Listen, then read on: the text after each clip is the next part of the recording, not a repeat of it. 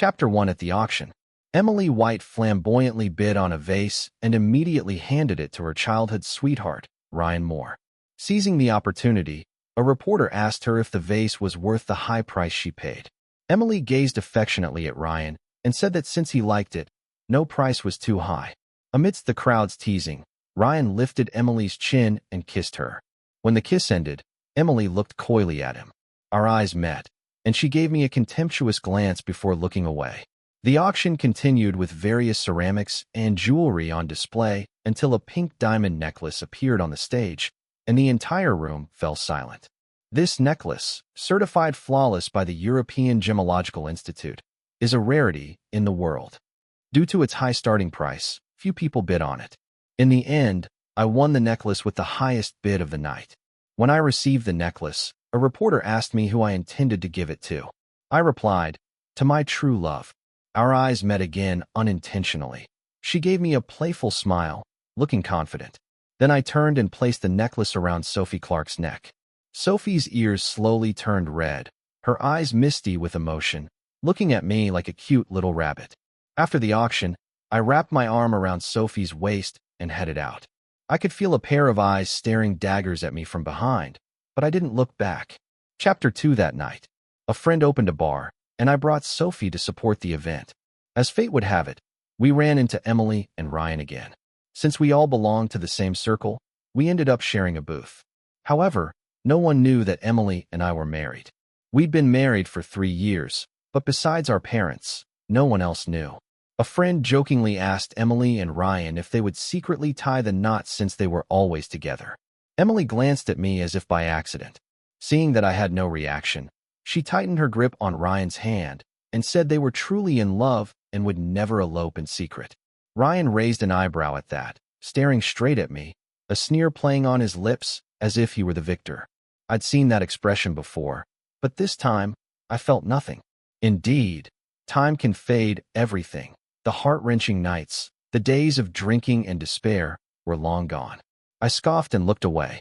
Now, whoever Emily was with, it had nothing to do with me. Our friend suggested playing truth or dare. When it was Sophie's turn, Emily asked a tricky and mean-spirited question. I was about to stop her, but Sophie gently squeezed my hand to calm me down. I knew she didn't want to ruin the mood, so I stayed silent.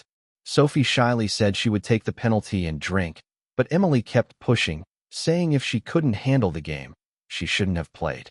I knew she was deliberately making things difficult for Sophie, but wasn't this exactly what she wanted? I stood up, drank the penalty shot for Sophie, and then bid our friends goodbye before taking Sophie away. Chapter 3. That night, when I got home and turned on the light, I saw Emily sitting on the couch with a gloomy face. There was an unfinished bottle of red wine on the coffee table in front of her. I didn't want to deal with her, so I walked straight into my study, but she called out to me from behind, with a tone that made it clear she was ready for a confrontation. "Have you forgotten that you're a married man?" I couldn't help but find it amusing. What right did she have to question me? I turned around, frowning at her. "Emily, you're the one who said we should do our own thing. Are you regretting it now?" "Regret?" Emily sneered as she met my gaze. "Don't flatter yourself.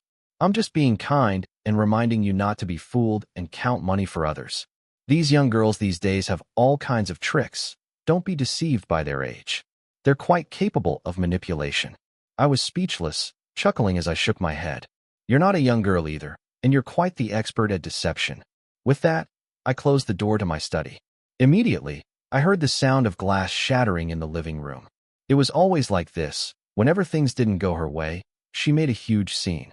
But I was only doing what she asked, living our own lives without interfering with each other. We were a couple in name only, waiting for her to resolve her family matters before getting divorced. 3 years ago, Emily and I got married under the arrangement of both our parents. But at that time, Emily said she wasn't ready for marriage and wanted to keep it a secret for now. I didn't think much of it, assuming she just wasn't used to her new identity. After we got married, she was very clingy, coming home right after work every day. A young lady who had never lifted a finger to do housework even started cooking soup for me. She showered me with sweet words every day and was uninhibited in bed. I loved her deeply, until our second wedding anniversary. I had prepared 999 red roses at home, hoping to surprise her. I even bought the villa on the hillside that she had always liked. But in the end, what I received was a video and a few photos. In the video, her eyes were hazy, her voice seductive. The man above her asked who she loved most, and she said it was Ryan. The conversation repeated over and over, and my heart shattered into a million pieces. Chapter 4. I knew the video and photos were sent by Ryan. It was as if I suddenly woke up, realizing that all of this had been foreshadowed. She never let me touch her phone. She had a locked diary in her study. She traveled to the UK for business every month. Ryan was in the UK, and I had always known that, but I chose to trust Emily. Yet she had been deceiving me all along. It wasn't until the 999 roses had withered, their petals fallen, that Emily finally returned. I confronted her with the video. She didn't feel guilty when she saw it. Instead, she seemed relieved to be found out. I completely lost my mind, turning into someone else entirely. I went from accusing her to begging her, from calmly discussing things with her to screaming at her in hysteria. I tried everything and exhausted all my strength. In the end, all I got was Emily's indifferent back as she walked away, saying, "Once I've sorted out my family's affairs, we'll get divorced." At the time, her grandfather, Grandpa White, was ill and recovering at home. The old man, who had always been decisive and strong, had stepped down from the company, leading to some internal strife. Emily's father, Mr. White, was far less capable than her grandfather, but because of my marriage to Emily White, he had more confidence to fight the other shareholders for power. So she couldn't divorce me, whether for the sake of her grandfather or for the benefit of the family. At that time, my heart was full of resentment, and I wanted to tell everyone that our family would no longer provide financial support to the White family, making Emily regret it. But I couldn't do that. The old man's health couldn't handle the shock. Grandpa White and my grandfather were comrades in arms when they were young. He injured his left leg while saving my grandfather. Even though he had the means to seek treatment from top doctors worldwide, he still walked with a limp. The old man was a benefactor to our family, and I couldn't break his heart. I took a deep breath, trying not to dwell on these troubling thoughts. Looking up, I saw a photo of Sophie on my desk. The young girl was smiling brightly. Just looking at her made me feel better. Chapter 5. I met Sophie at a friend's wedding. I arrived a bit late and didn't want to interrupt the newlywed speech, so I took a seat near the entrance. Coincidentally, this table was empty. Just as I sat down, a young woman hurriedly sat beside me. We exchanged glances, and she sheepishly smiled, saying the venue was a bit confusing and it had taken her a while to find it. There were several weddings being held there that day, so it wasn't easy to locate the right one. As it happened, we were the only two people at the table when the food was served. I didn't have much of an appetite, but she ate with enthusiasm, kindly encouraging me to eat too and pointing out which dishes were delicious and which were too salty. When the newlyweds came to toast, her face suddenly turned pale, and she blurted out, "Isn't this Lily's wedding?" Seeing the shocked expressions on my face and the newlyweds, she realized she had walked into the wrong wedding. Everyone laughed it off, but she was visibly shaking. She pulled out 500 yuan from her wallet and asked me to help her give it as a gift to the newlyweds. I chuckled and reassured her that it wasn't necessary, but she looked utterly defeated and said she had eaten so much of their food. Finally, she found a red envelope and placed the money inside. I reminded her to write her name on it. That's when I learned her name was Sophie. At the time, I didn't think much of it, just that she was incredibly adorable. When I retold the story to the bride and groom, they couldn't stop laughing. A year later, I met Sophie again when she graduated and came to my company for an interview. She was interviewing for the position of assistant to the CEO's secretary, my secretary's assistant.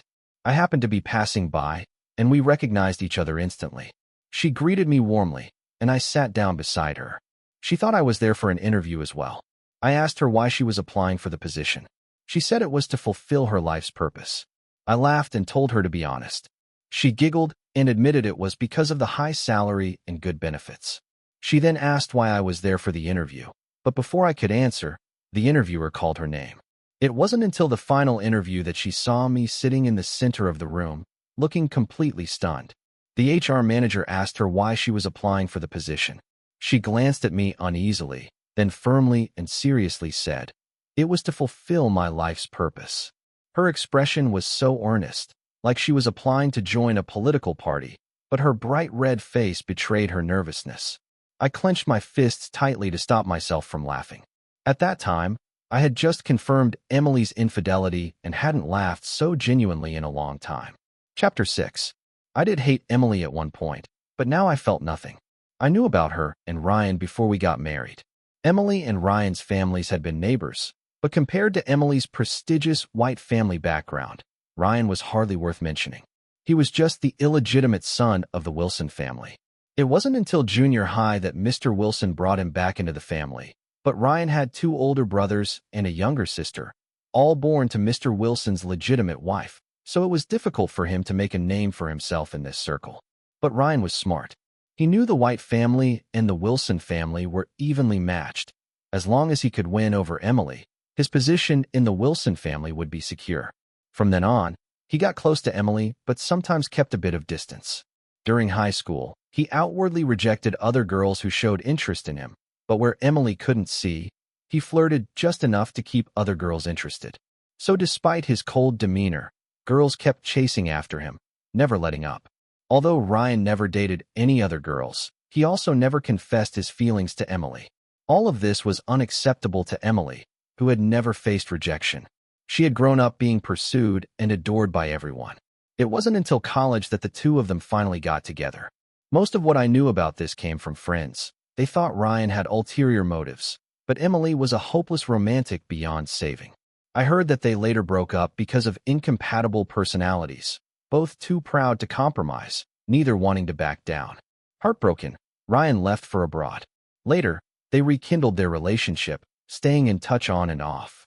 Some people in our circle knew about it, and if I had cared to investigate, I would have found out much sooner. But I was too trusting of her during our early marriage, or maybe I just didn't want to think of her as someone so unworthy. After I received the video of Emily and Ryan, I had someone investigate, and that's when I learned the truth. Ryan had left the country because his biological mother had introduced him to a socialite far more advantageous than Emily. The socialite insisted they go abroad together, so he dumped Emily. He left himself a way back, making it seem like Emily still had a place in his heart. It was obvious that his contact with Emily was just preparation for coming back to fight for his inheritance. I remember when I told Emily everything, trying to show her Ryan's true nature. Her expression went from indifference to mockery. She said she never imagined I could be so despicable as to slander Ryan. That look in her eyes, I'll never forget it. But it was that very look that snapped me back to reality. Chapter 7. The next day, Sophie noticed my dark circles and scolded me gently for not getting enough rest. Like a magician, she pulled out a thermos, poured me a bowl of chicken soup, and said I needed to replenish my strength. If Emily was the one who left me battered and bruised, then Sophie was my medicine. She filled the void in my broken soul, embracing my shattered body. I remember the day Sophie confessed to me. Her eyes were full of warmth and honesty. I could feel her pure love, but I couldn't accept it because I didn't deserve it. I told Sophie everything: the hidden marriage, Emily's infidelity, and my plans for divorce. After hearing everything, Sophie thought for a moment, then frowned and asked if the real reason I wasn't getting a divorce was because I was worried about Grandpa White's health. I firmly said yes. She asked if I still loved Emily. I answered with even more conviction that I didn't. In truth, it wasn't just that I didn't love her anymore, I despised her. Since I found out about Emily's affair, I hadn't touched her. I found her repulsive. After hearing this, Sophie let out a long sigh of relief. She muttered, "That's good, that's good," then looked up at me with sincere eyes and said, "I can wait for you. I'm still young." From that moment on, we often had meals together, went to the movies, hiked. We stayed in a state that was more than friends, but not quite lovers. I wanted to be with her wholeheartedly, without any baggage. I think she understood that about me. On the day of the auction, it was the first time I introduced Sophie in front of others as my true love. It wasn't because I was provoked by Emily and Ryan's kiss. It was because I genuinely wanted to be with Sophie. I wanted to give her everything beautiful in this world. Buying that pink diamond necklace wasn't an impulsive decision. I knew Sophie liked pink diamonds. Emily mocked me, saying Sophie was just a gold digger after my money. I didn't bother arguing with her. There's no point explaining Summer to a cicada. She even pretended to kindly remind me that a gold digger wouldn't fit in with high society, that she was beneath me and only good for a fling. But what she didn't know was that Sophie came from a good family, just very low-key. Sophie's father was a well-known traditional Chinese medicine doctor, her mother a university professor. Sophie herself was exceptional, diligent and responsible at work, with top-notch professional skills. She was beautiful, sweet, and kind, grew up surrounded by love, with a heart full of sunshine, always willing to share her light with others. Chapter 8. On the weekend, I went to the old house to visit Grandpa White. Grandpa White had always been very fond of me, and I visited him whenever I could. Even though he was elderly and had a weak heart, his eyes were still sharp, as if they could see through everything. I played chess with him and talked about work. He would share some internet jokes with me, claiming to be a master surfer of the web. During dinner, Grandpa White was the same as always, constantly putting food on my plate. He said that a man needed a strong body to eliminate all demons and monsters. I smiled and agreed, then made sure to eat everything he served me. As I was about to leave, Grandpa White patted my shoulder. His tone was warm. "You rascal, you finally have a smile on your face again." I froze for a moment, then realized what he meant. My nose tingled, and my eyes started to well up. "Emily, and that useless Wilson boy did you wrong. You don't have to worry about me. These old bones of mine are still sturdy. Divorce her. You can't waste your whole life on them. You don't need to care about what her parents think." Grandpa White's words were like a weight lifted off my shoulders. When I got married, Grandpa White had already warned me that Emily's parents hadn't raised her well and that I shouldn't indulge her blindly. I hadn't completely fallen out with Emily yet because I didn't want Grandpa White to worry. Since the night Emily and I fought at the bar, she hadn't come home. I knew she was living with Ryan. In fact, ever since we had that confrontation, she had hardly spent a night at home. This was also why I hadn't moved out. Chapter 9. A month later. It was Mr. White's birthday. Out of courtesy, I still brought a gift and went to their house. I handed the prepared gift to Mr. White and chatted with him for a while. Although Emily and I hadn't been in contact during this time, news about her and Ryan kept finding its way to me, like a daily report. Socialite Emily and Mr. Wilson passionately kiss on the street. Emily spends millions on a luxury home just to see Ryan smile. All kinds of headlines made Emily look like a joke. There were even some explicit photos. Although her face was blurred, anyone who knew her could tell it was Emily. Mr. and Mrs. White were aware of all this and were deeply embarrassed when facing me. They blamed themselves, saying it was their fault for not raising their daughter properly, but they still tried to persuade me to forgive Emily. I didn't say anything, just quietly changed the subject. At that moment, Emily came home. The moment she saw me, she threw her bag at me with full force. Before I could say anything, she started cursing me. "Michael, I really underestimated you. How could you do something so shameless, stabbing me in the back? Are you even a man?" Emily was convinced that I was behind all the negative reports about her, including the explicit photos. She believed it was all my way of getting revenge on her. Mr. White was furious and told her to shut up, insisting that I was a man of integrity and would never do something so underhanded. Even Mrs. White tried to calm her down, saying that someone else must have been behind it. But Emily seemed to have lost all reason, glaring at me with pure hatred. In the end, Mr. White, angry beyond measure, called her shameless. She argued that there was nothing wrong with pursuing love. Mr. White retorted that Ryan was no good and that she should cut ties with him before their father-daughter relationship was completely severed. But she was convinced that I had been bad-mouthing Ryan to the White family. She pointed at me and unleashed another barrage of insults, calling me petty and deceitful. Heaven knows I hadn't even mentioned them once. In the end, Mr. White was so angry that he slapped her. Emily grabbed her bag and stormed out, not caring about Mr. and Mrs. White's feelings at all. I quickly followed her out and called after her. She raised an eyebrow at me. "What? Are you trying to reconcile?" I smiled. She was still so arrogant. I took the divorce papers from my car and handed them to her.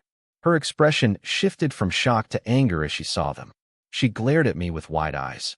"Michael, are you out of your mind?" Seeing that I didn't react, her expression changed again. "Are you serious? You can't really be thinking of marrying that little girl, can you?" I sighed, not wanting to waste any more words. Reluctantly, I said, "Take a look at the contents of the agreement. If you have any issues, you can talk to me or contact my lawyer directly." Ignoring her hysterical insults behind me, I got in my car and drove home. Chapter 10. That night, I was half asleep when I felt a slight dip on one side of the bed. I was still groggy, unsure if it was a dream or reality. I felt a warm body press against me from behind, holding me tightly. "Mike." Emily called my name, trying to sound seductive. Just as she was about to slip her hand into my pajama shirt, I pushed her away forcefully and rolled out of bed. I turned on the light and saw Emily lying on the bed. She was wearing something I couldn't even describe as pajamas. It was more like a few scraps of fabric held together by strings. The material was so scant that it didn't even cover as much as a handkerchief. She looked at me, thinking she was being alluring. "We haven't been together for a long time. Don't you miss me?" As she spoke, she provocatively exposed her leg. I closed my eyes and let out a deep sigh.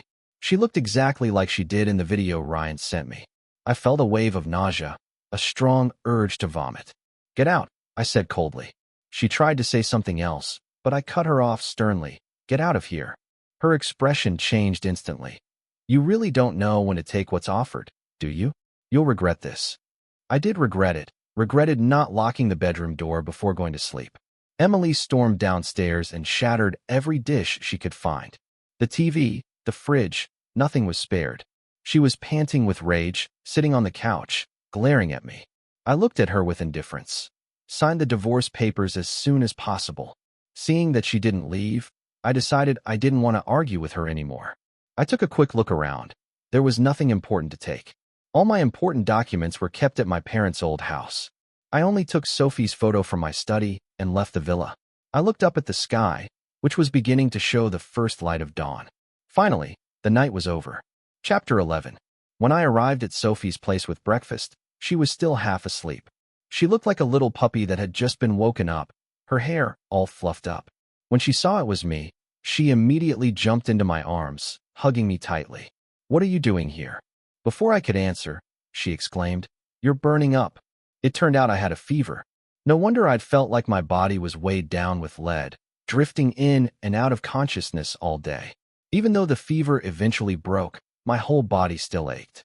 Sophie kept gently massaging me, trying to ease the pain. But I felt bad for making my little princess work so hard. I drifted in and out of sleep, my awareness fading in and out. Every time I opened my eyes, Sophie was there by my side. She was either massaging my legs, my shoulders, or my temples. I told her to take a break, but she said she wasn't tired. She even joked that this should count as overtime and that she deserved overtime pay. I told her to stay away from me, afraid she might catch my fever. She proudly declared that she was a fairy and fairies don't get sick. If I wasn't so weak at that moment, I would have pulled her into my arms and pinched her cheeks. I thought back to when I first got married and Emily had an appendectomy. I took care of her day and night. She constantly complained about the pain and was in a terrible mood, lashing out at everyone around her, doctors, nurses, and of course me. No matter how I tried to comfort her, nothing worked. I finally got her through recovery, only to fall ill myself. When it rains, it pours. Emily was so engrossed in her phone as she was walking downstairs that she almost tripped. I rushed to catch her and ended up falling down the stairs myself, fracturing my leg. She said she didn't know how to take care of people and left my care entirely to the maid and nurse. I understood she was a spoiled young lady who had no idea how to care for someone, but I didn't expect her to not visit me at the hospital for days. I called her, but she didn't answer. I texted her, but she didn't reply. A week later, she finally messaged me back, saying she was abroad for an important project. She didn't even ask how my injury was. After all, I was in the hospital because of her. Later, I found out she had gone to see Ryan. Ryan had alcohol poisoning, and she was worried about him, so she flew abroad to take care of him personally. Ryan even posted about it on social media. The caption read, "Only when you're sick do you know who truly loves you." The accompanying photo was of two hands clasped tightly together. With just one glance, I recognized one of the hands as Emily's. She had a letter C tattooed on her ring finger. Ryan's C. Chapter 12. After 3 days without hearing from Emily, I had to get my lawyer to contact her. If she continued to refuse to sign the papers, I would have no choice but to file a lawsuit. After all, I had a pile of evidence of her infidelity. She was furious and called me, spewing a barrage of insults, but I didn't care at all.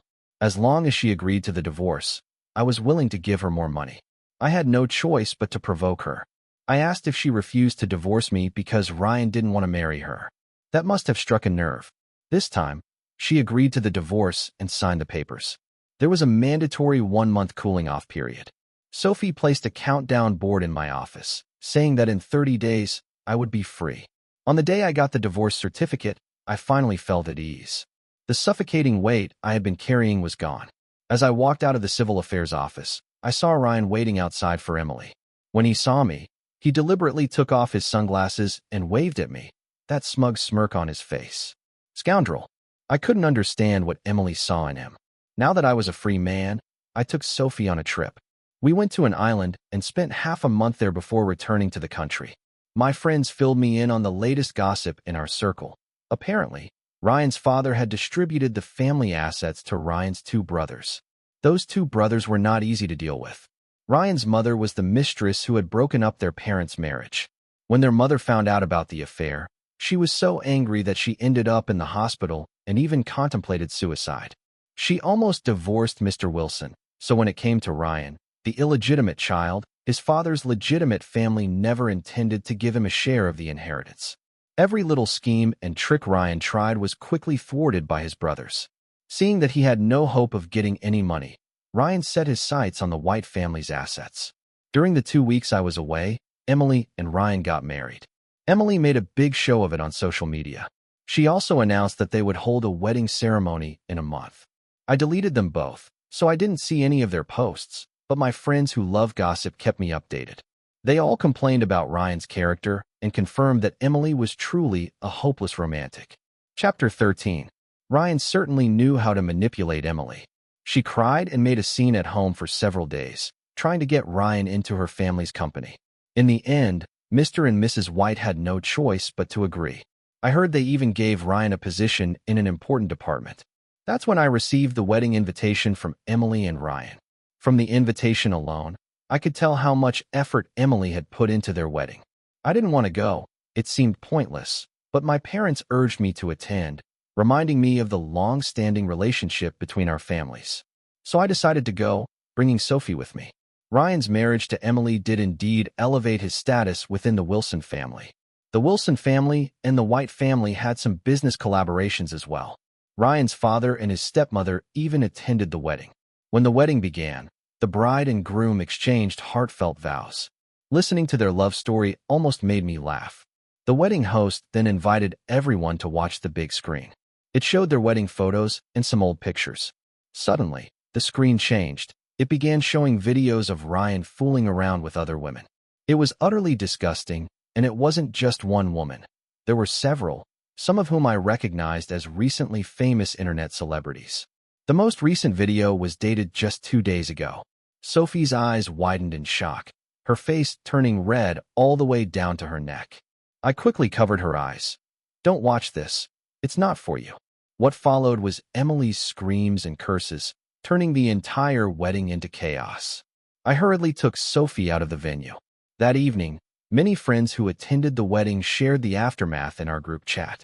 It turned out that after we left, the video on the big screen kept playing. They couldn't turn it off. It just kept running until the end.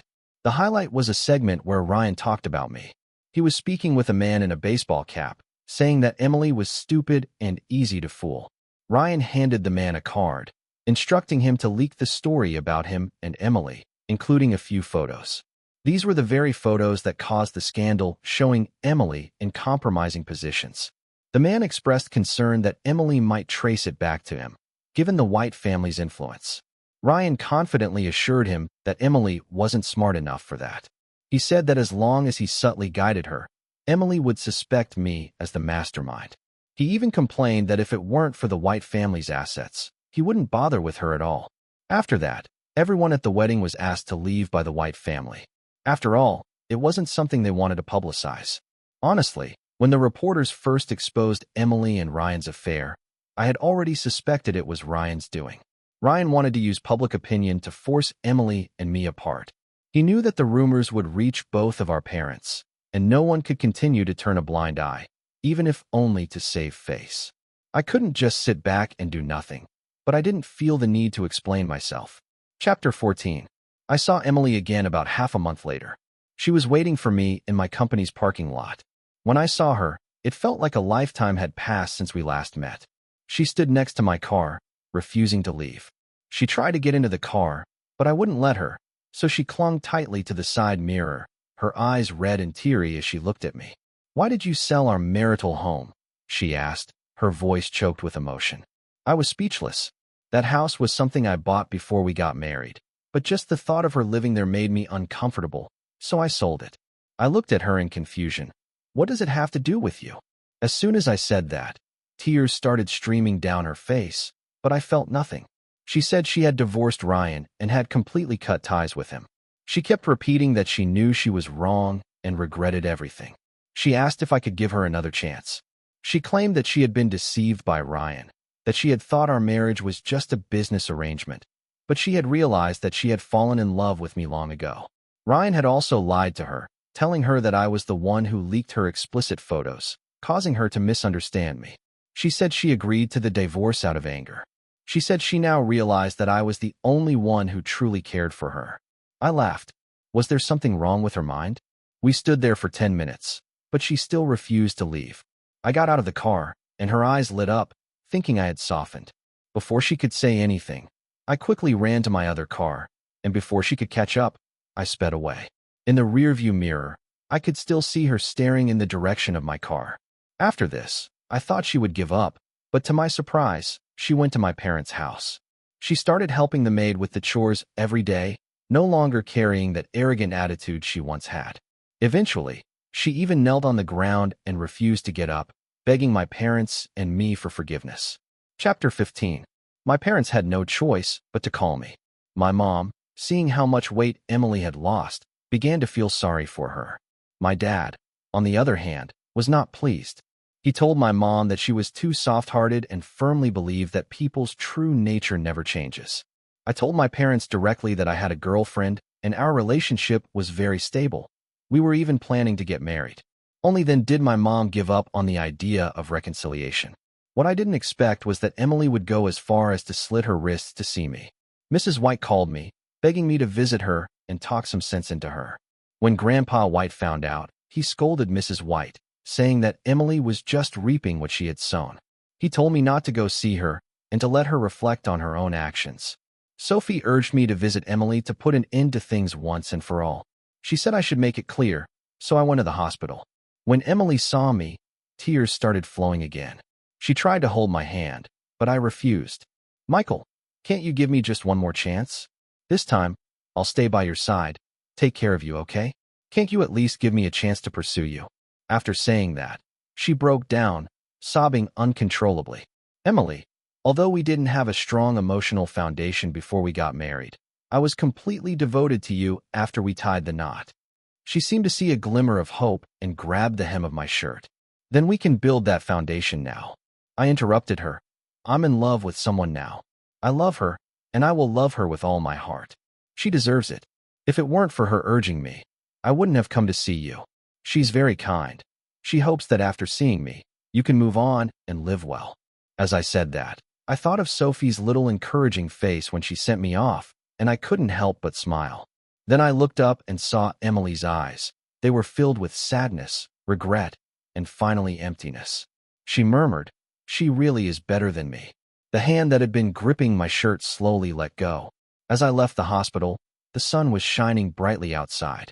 As soon as I looked up, I saw Sophie waiting for me by the fountain not far away. "Why did you come here? Didn't you say you'd wait for me at home?" I asked, pleasantly surprised. She looked at me with a proud little pout. "I ate too much for breakfast, so I came here to walk it off." I couldn't bear to poke holes in her cute little excuse.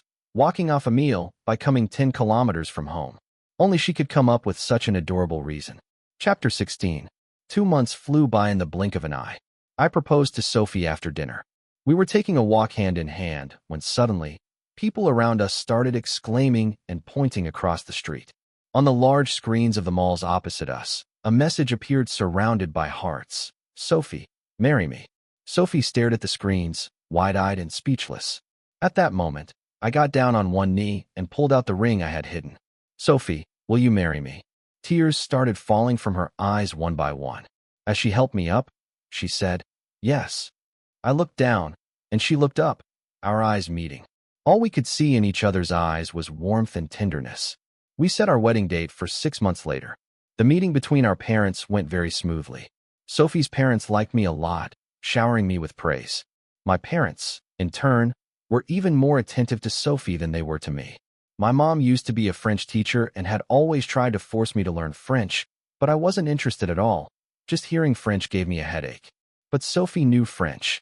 It was just an elective course she took in college, but she learned it quite well. Now, she and my mom chatted in French all the time, sharing secrets and laughing nonstop. My dad and I were left completely in the dark. I didn't expect my dad and her dad to both enjoy fishing. These two old men had both been scolded by their wives for being too obsessed with fishing, and now they had found companions. The two mothers also became good friends, taking yoga and photography classes together. Sophie and I were more than happy with the situation. Chapter 17. At a friend's gathering, someone mentioned Ryan. They said he was in a really bad spot now.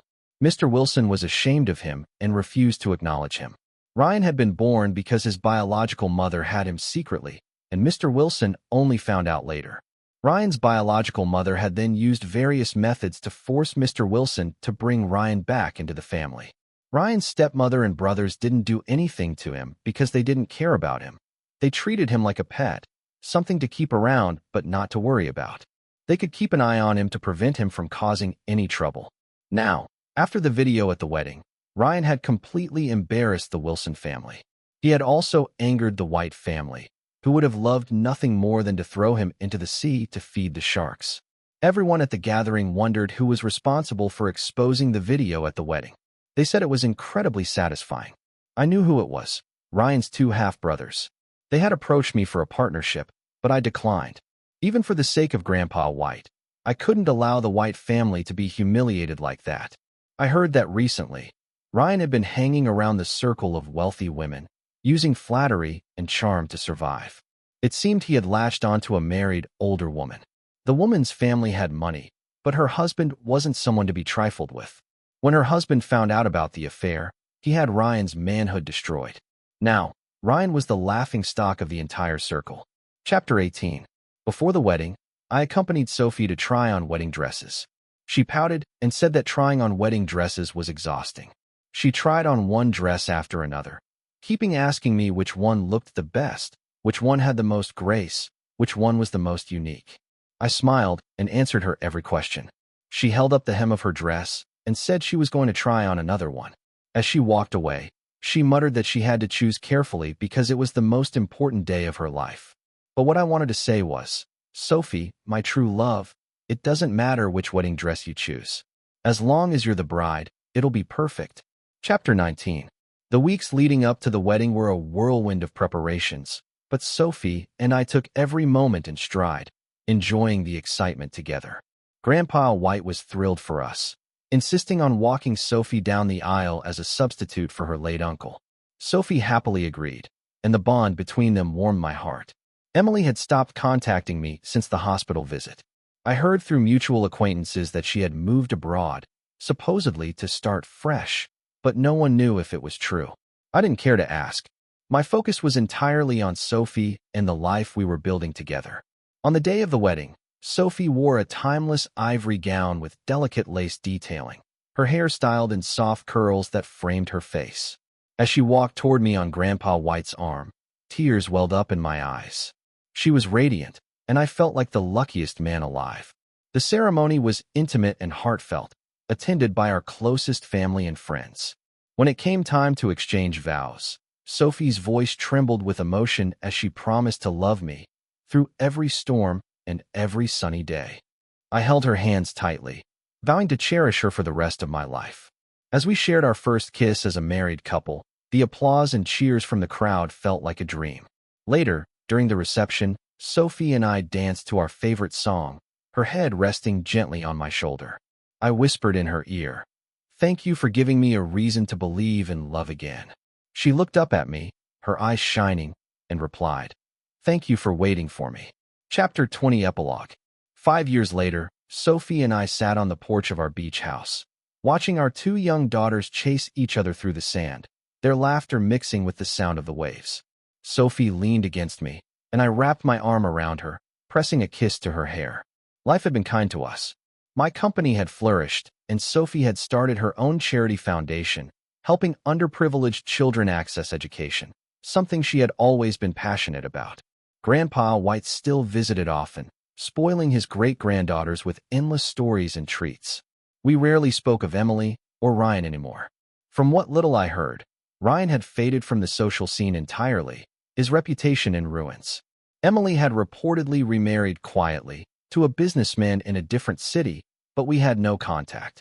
As the sun began to set, painting the sky in hues of orange and pink, Sophie turned to me with a soft smile. "Remember when we first met at that wedding?" she asked. "I walked into the wrong one, but it turned out to be the best mistake of my life." I laughed, pulling her closer. "And I thought I was just there for the cake," I teased.